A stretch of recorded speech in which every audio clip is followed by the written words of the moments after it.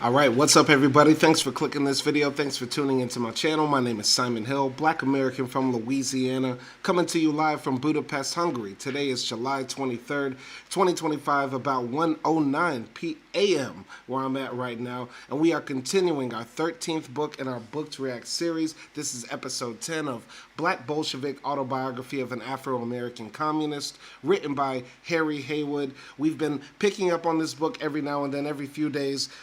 It's a long read. It's a 700-page tome. It's a long-ass book to get through. So I'm going to only be reading for about 45 minutes or so because I have class coming up in a few minutes. So we're just going to try to get through Chapter 7. In our last reading, we finished Chapter 6, where he was detailing visiting Crimea, the Trotsky affair in the Soviet Union, and meeting people who also were soldiers during World War I as well. It was a very fascinating read. We talked a lot about Trotsky, revisionism, and things like that. And yeah, let's just get into this book. Once again, you can find it on libcom.org for free. Just scroll down, click the download link right there. And also, if you're a rare book collector, which this is a very rare book, you can buy it for yourself, hardcover, about $650 US, or in paperback for about $60 or so. So pick that up if you can, if you want to. And yeah, we're going to be continuing reading our book on a man who I think is me in a former life. Let's jump into Chapter 7, The Lenin School. Following my summer in the Crimea, I returned to Moscow in the fall of 1927 to attend the Lenin School. The school was located off the Arbat on what is now called Ambassador's Row, a few blocks down the inner ring of boulevards from the Kutva dormitories. The Lenin School, which was set up by the Comintern, opened in Moscow in May 1926. The plans for the school, formerly called the International Lenin School, had been reported on the previous year by Bela Kun, then head of the Educational Agitprop Department of the Comintern. Accordingly, the school was to train 60 to 70 qualified students, both in theoretical and practical subjects, which included observations of Soviet trade unions and collective farm work. It offered a full 3-year course and a short course of 1 year. It was a school of great prestige and influence within the international communist movement. Its students, mainly party functionaries of district and section level and some secondary national leaders who could be spared for the period of study, were generally at a higher level of political development than the students at Kutva. I was the first black to be assigned to the school. Others followed later, including H.V. Phillips in 1928, Leonard Patterson in the 30s, and Nzula, a Zulu intellectual and national secretary of the South African Communist Party. The American students who entered the Lenin School in the fall of 1927 were an impressive lot. They included prominent party leaders from the national and district level. Outstanding in the group was Charles Crumbian, a member of the Central Committee of the party and formerly in charge of trade union work in Chicago and district organizer for Chicago. A steam fitter by trade and a charter member of the party, he was one of a group of young trade unionists who made up the Chicago party leadership in the 20s. They were the best representatives of the radical tradition of that city's labor movement. Modesty and honesty were hallmarks of Charlie's character, and he was a man of exceptional organizational and administrative ability. He was a founder of the Trade Union Education League, or TUEL, and played a key role in the Chicago Federation of Labor. We developed a close and lasting friendship, and I learned a lot from him about party history and the background of the revolutionary movement in the United States. Margaret Cowell, Charlie's wife, was a capable party leader and organizer. She had worked in the TUEL and was recognized particularly for her leadership in the struggle for unity of Pennsylvania's anthracite coal miners in 1927. I've never heard of anthracite. That sounds fictional. That sounds like something that could kill Superman. Later, she was to head up the party's Women's Commission and play an active role in the movement for a women's charter, a broad united front movement launched in 1936, which asserted the rights of women to full equality in all spheres of activity. Margaret also energetically mobilized support for the struggles of women wage workers in the needle trades, textile, electrical, and other industries. Joseph Zach had emigrated to the U.S. from Eastern Europe shortly after the First World War. Active in the first communist organization in New York, he had been section organizer of Yorktown and served on the party's trade union commission.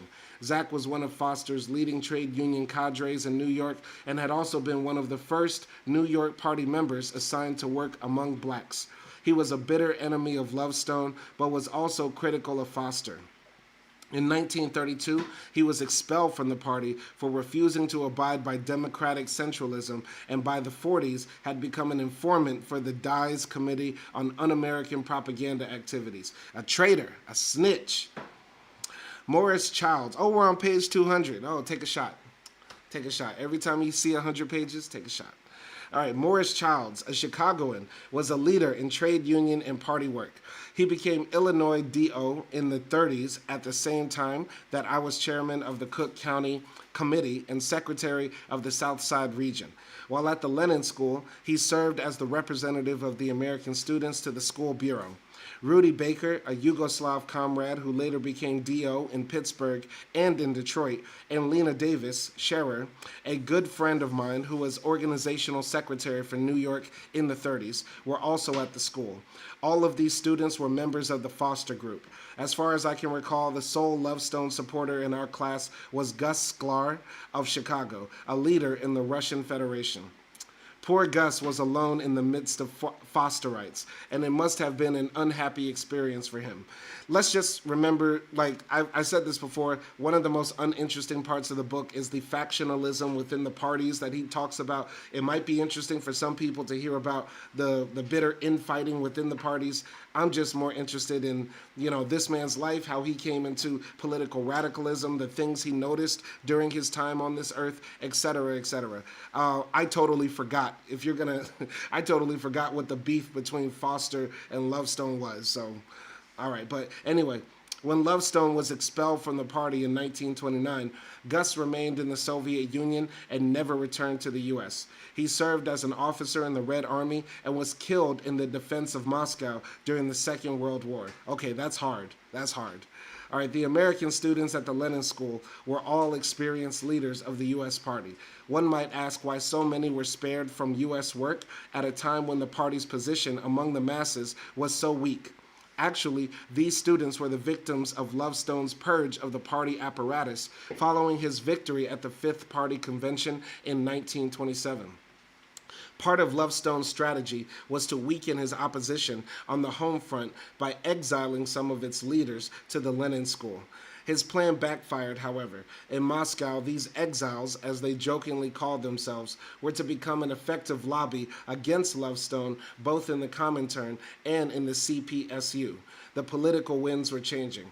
From the ashes of the defeated Trotskyist left rose an equally dangerous, organized, and secret rightist opposition, headed by none other than Lovestone's patron in the Comintern, Nikolai Bukharin. On the home front, the rightist opposition had its social base among the capitalists, the landlords, and the kulaks, upper peasantry, and pushed a line that would have lopsidedly developed industry along consumer lines, to the detriment of the vast masses of Soviet people. Internationally, Bukharin greatly underestimated the war danger and the potentially revolutionary situation then developing on a world scale. At the same time, he greatly overestimated the strength and resiliency of imperialism. The Lenin School students helped to legitimize the anti-Lovestone struggle in the U.S. Party by linking up with the fight against the right deviation, then only in its incipient stage. Pardon for that little break there, but yeah, I'm going to reread that sentence to make it make more sense. For anybody just listening, the Lenin School students helped to legitimize the anti-Lovestone struggle in the U.S. Party by linking it up with the fight against the right deviation, then only in its incipient stage. The Lenin School was to become a strong point in the fight against this danger. Okay, we get it. There was a bunch of factionalists. There was a bunch of sectarian divisions going on amongst the party. What was it like at the Lenin School? What were those frat parties like? Did you do a keg stand? What actually happened at the Lenin School, man? We want to hear that. Anyway, I'm sorry. So there were several other American students who had entered the Lenin School the year before. This group included Clarence Hathaway, Tom Bell, Max Salzman, and Carl Reeves, the son of Mother Blower.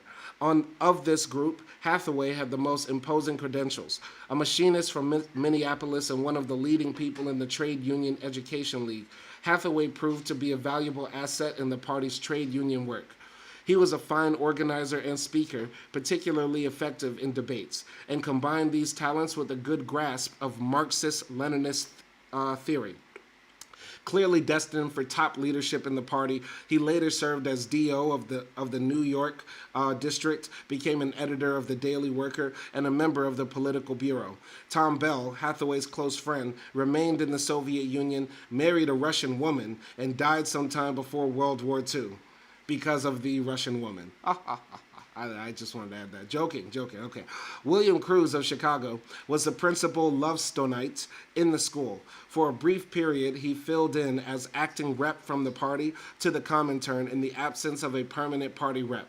Later, he was DO in Chicago under Lovestone's leadership and was expelled from the party with Lovestone in 1929. The students were organized at the school by language groups, as we had been at Kutva. In this case, the languages were English, German, French, Spanish, Italian, Russian, and later Chinese. The whole school was a collective comprising students, teachers, administrators, and employees. The leading body was the party bureau, which included delegates from the various groups, including the employees. All students transferred membership from their home party to the CPSU and were directly subjects to its discipline. Party meetings were held about once a month. Our rector was a handsome, energetic woman named Kudasnova. When you call a woman handsome, I find that to be offensive. I find that's a nice way of saying she had manly features. I feel like that's a nice way of saying she had a very sturdy jaw. Like, why would you call a woman handsome? Our rector, the principal, was a handsome, energetic woman named Kudasnova. She was a leading communist educator and was married to the old Bolshevik propagandist and CC member E. Yaroslavsky. She was about 40 at the time and had an impressive background, including Civil War experiences as a machine gunner in a detachment of Siberian partisans. Kurasnova had also been a delegate to the Bolshevik conference in April 1917, which adopted Lenin's famous April Theses. In addition to the Americans, others in the English-speaking section included British, Irish, Australians, a New Zealander, 2 Chinese, 2 Japanese, and 2 Canadians, Leslie Morris and Stuart Smith. The British group included Springhall, Tanner, Black, a Welshman. Okay, that's how I was like, well, why did you just say a black? Like, okay, a Welsh person whose last name was Black, Margaret Pollitt, and George Brown. My special friend among the British was Springhall, known to all as Springy, with whom I roomed at the Lenin School. Springy was a British naval veteran of the First World War. He had come from a poor family and his parents had chosen him for a naval career. This latter act, it seemed, was a common practice among British lower-class families with several sons. At the age of 12, therefore, he had been given to His Majesty's Navy to be trained as a sailor. That's crazy. That's crazy. So back then, the British Navy had child soldiers. I didn't know that. I mean, of course, to rule the world, like, because the British Empire was the largest empire in human history, controlling all of India, Pakistan, many parts of Africa, some parts in the Caribbean as well. Of course, you had to have a large navy, but goddamn, they were giving up 12-year-olds. They were training 12-year-olds to be sailors and put them on ships. That's crazy. That's crazy. And it's also interesting now, the UK recently just lowered their voting age, too. Are they also going to try to send the 16-year-olds out there to war, too? I don't know. Anyway, he served through the First World War and after the armistice was involved in a mutiny or near mutiny among members of the fleet who protested being sent to Leningrad to intervene against the Bolshevik Revolution. At the time, Springy was about 21 years old. As a result of the mutiny, he was cashiered from the Navy. Apparently, the Admiralty was deterred from taking any harsher measures against the mutineers because of the widespread sympathy their action had evoked among British workers. Springy was popular with everybody, particularly among the women on the technical staff. After leaving the Lenin School, he returned to England where he rose rapidly in party leadership. He also fought in Spain as a member of the 15th International Brigade and was wounded at Jarama. After the beginning of World War II, he served as organizational secretary of the British Party. During the early stages of the war, Springy was charged by the Churchill government with subversive activity among the armed forces. This was during the period prior to the German invasion of the Soviet Union, when the war was still an imperialist war and we communists opposed it. There was no defense against the charge of subversion in wartime England, and Springy was sentenced to 7 years in prison. After his release, he went to China, where he did editorial work on English-language publications until his death from cancer in 1953. Springy died in a Moscow hospital where he had been sent by his Chinese comrades to make sure that everything possible could be done to save him. His ashes were returned to China and interred with a memorial stone in the Revolutionary Martyrs Cemetery outside Peking. Well, what a wonderful story. What a crazy story. What an international story. Springy introduced me to the gifted English writer, historian, and Marxist scholar, Rolf Fox. A promising young theoretician, Fox was then researching material for one of his books at the Marx-Engels Institute. He died at the age of 37, fighting the fascists on the Cordova Front during the Spanish Civil War. By the end of his brief lifespan, he had already published a tremendous body of work.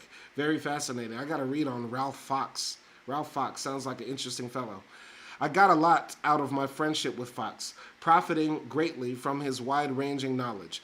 I often consulted him on theoretical and political questions which arose during my stay at the school. Springy and I were frequent visitors at the apartment of Fox and his wife Midge. It was there that I first met Karl Radek, a Polish expatriate. He had been an active leader in the Polish Social Democratic Party and a member of the Zimmerwald left, those internationalists who broke off from the Second International in 1915 and were instrumental in founding the Third International. In 1915 and 1916, Radek, along with Rosa Luxemburg, publicly disagreed with Lenin on the question of self-determination of subject nations. Radek later changed his position and fully united with the Bolshevik point of view in 1917. I didn't know that Rosa Luxemburg had a weird sort of view on self-determination. If you're an oppressed people, if you're a people living under oppression, shouldn't you have the right to be free from oppression, right? Anyway, Radek was part of the group that returned with Lenin to Russia via Germany in the famous sealed couch. Okay, what is the sealed couch? I hate how he puts all these notes like in the back. Like, I would like to see them on the page. You know what I'm saying? Because what he mentioned with Rosa Luxemburg and the sealed couch, did somebody have to get smuggled into Russia in a couch? How'd that happen? He was a member of the Bolshevik Central Committee and Politburo. At the time that I met him in 1928, Radek was still under a shadow politically. He had been a leading member of the Trotsky-Zinoviev opposition and was expelled from the CPSU along with the other leaders of the bloc at the 16th Congress of the CPSU in December 1927. Exiled to the Urals, he publicly repudiated his earlier position and was readmitted to the party a few months later in 1928. He was assigned as editor of Izvestia and later became the chief foreign affairs commentator in the leading Soviet papers. He was also a member of the Soviet delegation to the Comintern. Radek, as I remember him, was a little man, appearing to be somewhat of a dandy in the English tweed jacket, +4s, and cane. But to me, the most striking thing about him was his beard. It stretched from ear to ear, under his chin and cheeks, giving him a simian look. Okay, he's saying he looked like a monkey. His English, though accented, was fluent. When we first met, he immediately engaged me in a conversation about conditions of blacks in the United States, which branched off into questions of black literature, writers, and the Harlem Renaissance. To my amazement, it was clear that he knew more about the latter subject than I did. I was embarrassed when he asked my opinion about certain black writers with whom he was familiar, but whom I had never even read. I found out later that Claude McKay had been a sort of protege of Radek's during the poet's stay in the Soviet Union. In 1937, along with several others in the Trotskyite left opposition, Radek was convicted of treason, of acting as an agency of German and Italian fascism, and giving assistance to those who might invade the Soviet Union. He was sent to prison where he died in the 40s. Oh, that's horrible. That's terrible.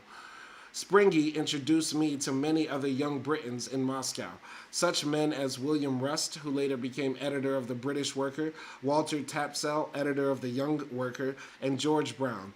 Both Brown and Tapsell were in my brigade in the Spanish Civil War and were killed in battle.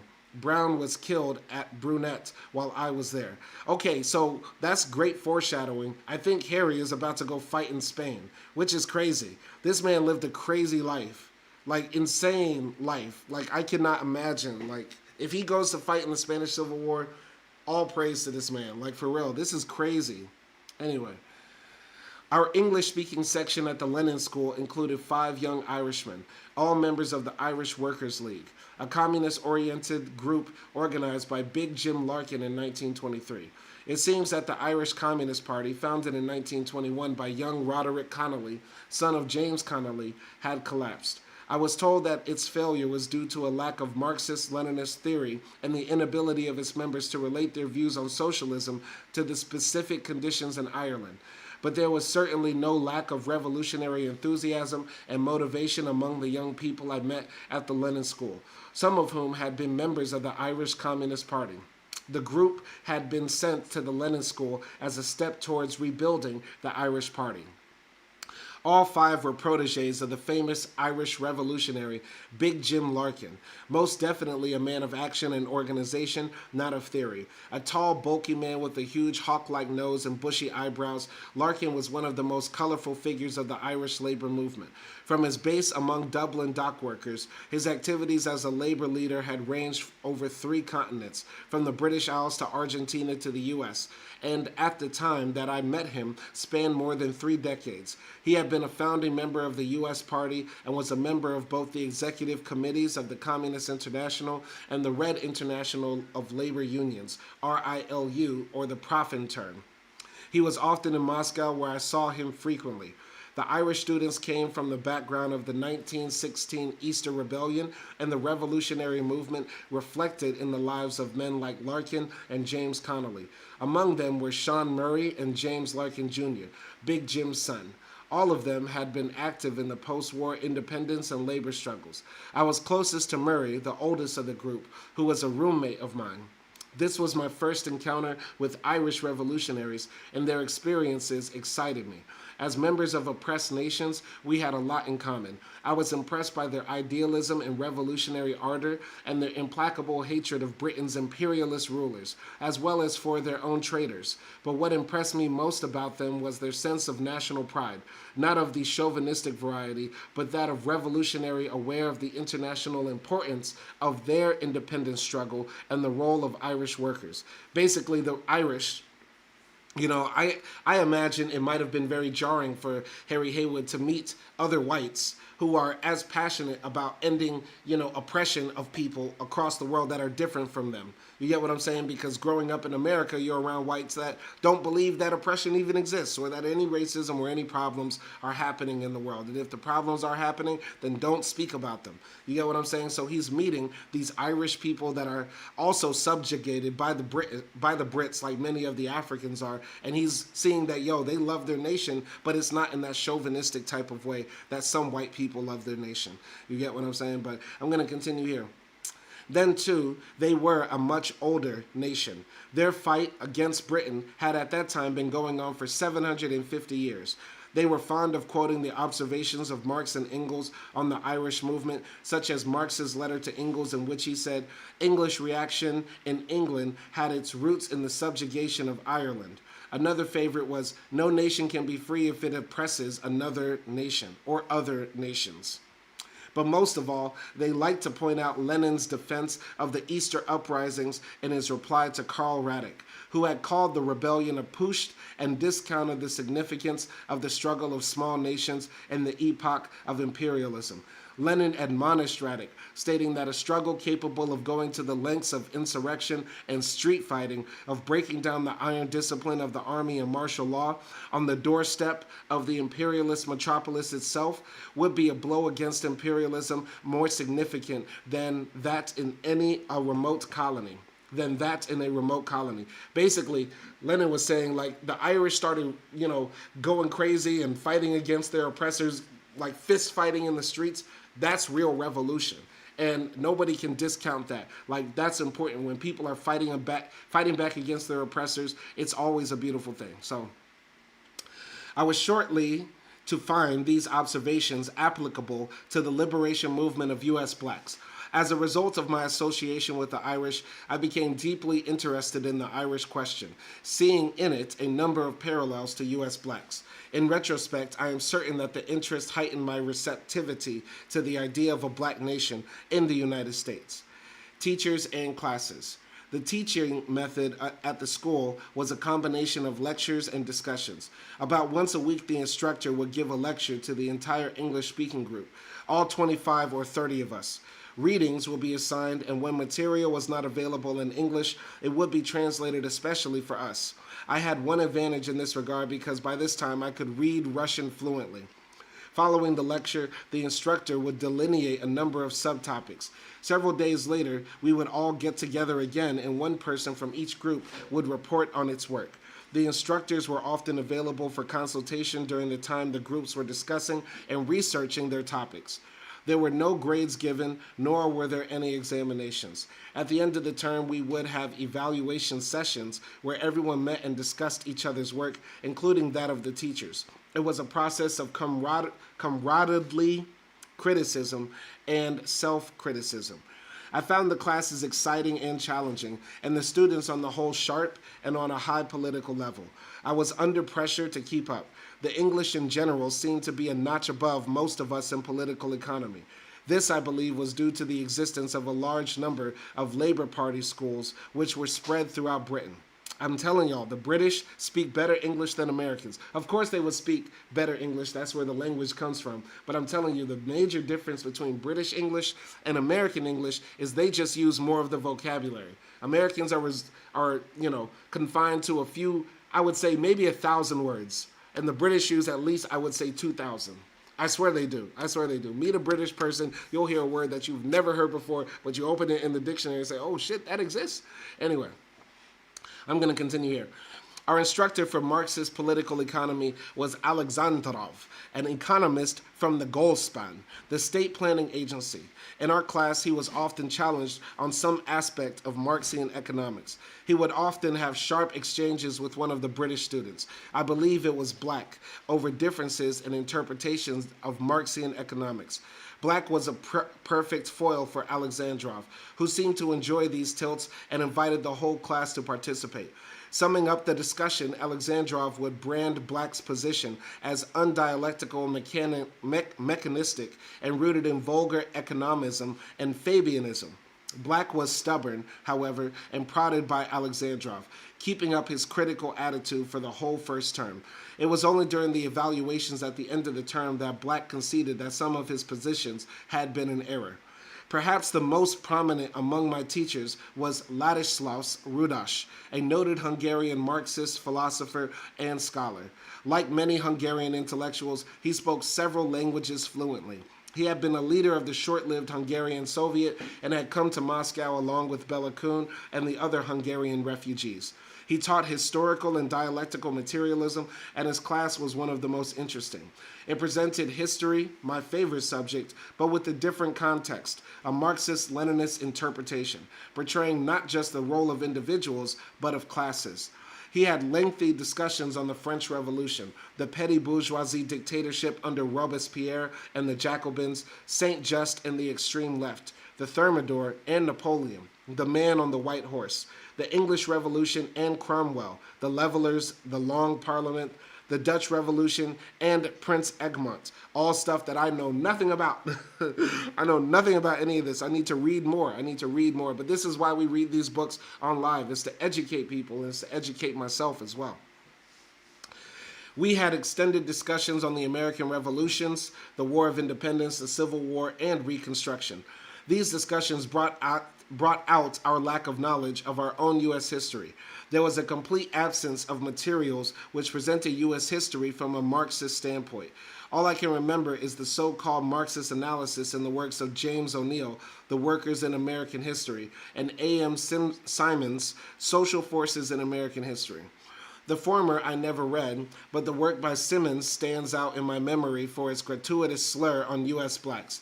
Simons claimed that the black man did not revolt against slavery during the Civil War. His inaction in time of crisis, his failure to play any part in the struggle that broke his shackles, told the world that he was not of those who, to free themselves, would strike a blow.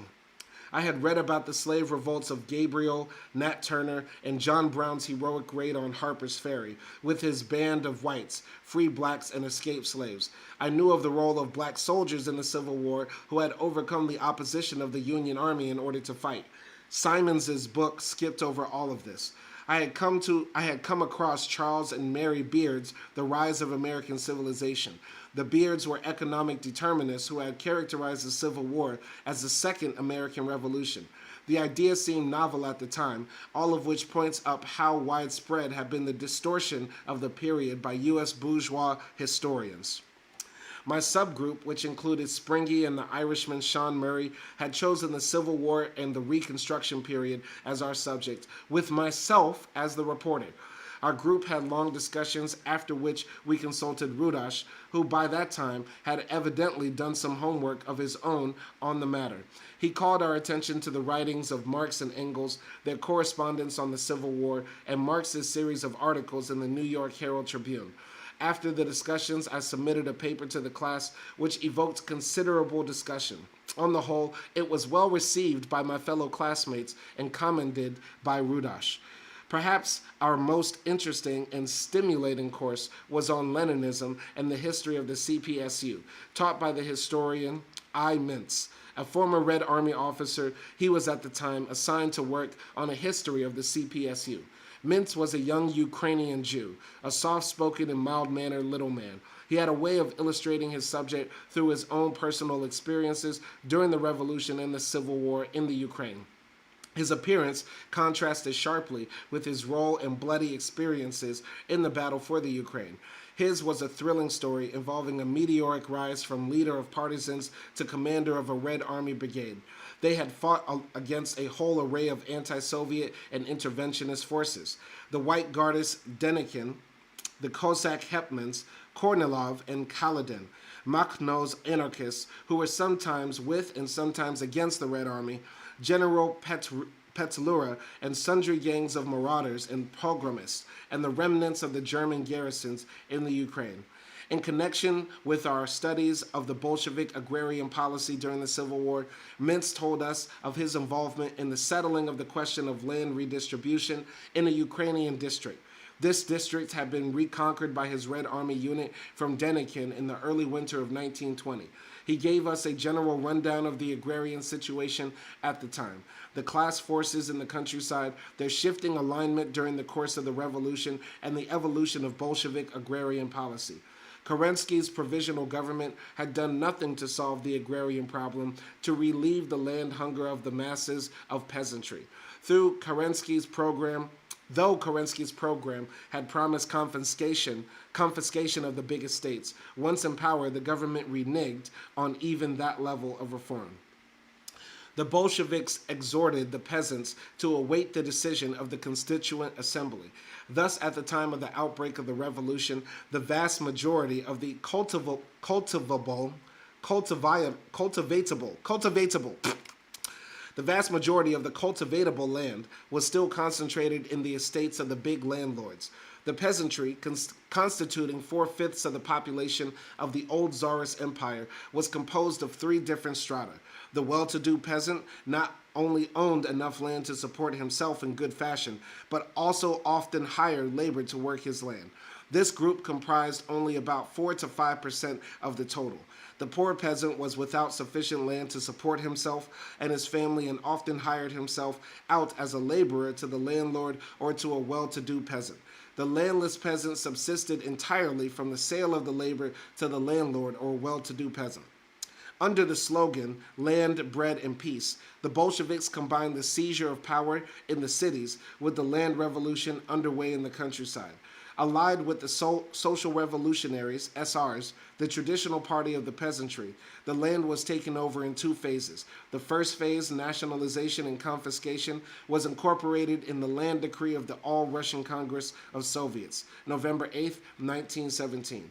This stamped the seal of government endorsement on the land seizures and called for their extension. In September 1917, Lenin declared Bolshevik support for the land program of the SRs, while pointing out that only a proletarian revolution would put even this program into practice. The SR program called for equal distribution of land among the peasants, while the Bolsheviks favored collective and eventually state-owned farms. But since the SR program represented the understanding of the majority of the peasants, Lenin's policy was to resolve the difference by teaching the masses and in turn learning from the masses the practical expedient measures for bringing about such a transition. The day after seizing power, the Bolsheviks put this policy into practice with their November 8, 1917 decree on land, which made the SR program into law. Within 3 weeks, the SR's left wing, representing the poorer peasants, had split from the rest of the party and entered a coalition government with the Bolsheviks. In the following years, Lenin held the basic position. He stated when presenting the November 8th decree, "As a democratic government, we cannot ignore the decision of the masses of the people, even though we may disagree with it. In the fire of experience, applying the decree in practice and carrying it out locally, the peasants will themselves realize where the truth lies. We must be guided by experience. We must allow complete freedom to the creative faculties of the masses." It was against this background that Mintz related some of his experiences in the Ukraine. He told us that the party in the Ukraine had not fully grasped the lessons of the agrarian revolution in Great Russia. He spoke of one occasion when his outfit had attempted to arbitrarily carry out the collectivization of all the big estates and territory occupied by their division of the Red Army. The efforts met with the stiff resistance of the local peasants, even though the peasants supported Soviet power. The peasants insisted on the redistribution of all the estates, breaking them up among the individual peasant families rather than taking over the large estates collectively. This occurred during the fall months of 1919, on the eve of Denikin's final defeat, when Soviet power in the form of an independent Ukrainian republic was about to be established. It was a time when Lenin, in order to allay anti-Russian distrust and suspicion among the Ukrainian peasantry, had insisted that certain concessions be made.